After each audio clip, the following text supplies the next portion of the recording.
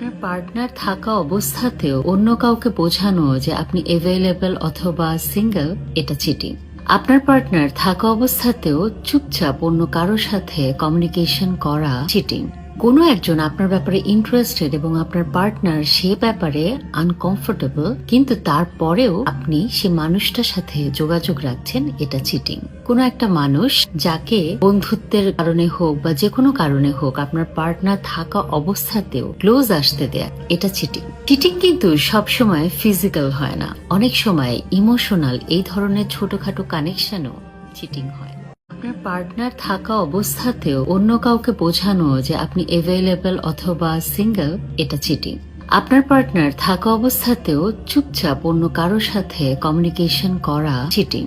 কোনো একজন আপনার ব্যাপারে ইন্টারেস্টেড এবং আপনার পার্টনার সে ব্যাপারে আনকমফোর্টেবল, কিন্তু তারপরেও আপনি সে মানুষটার সাথে যোগাযোগ রাখছেন, এটা চিটিং। কোনো একটা মানুষ যাকে বন্ধুত্বের কারণে হোক বা যে কোনো কারণে হোক আপনার পার্টনার থাকা অবস্থাতেও ক্লোজ আসতে দেয়া, এটা চিটিং। চিটিং কিন্তু সবসময় ফিজিক্যাল হয় না, অনেক সময় ইমোশনাল এই ধরনের ছোটখাটো কানেকশনও চিটিং হয়।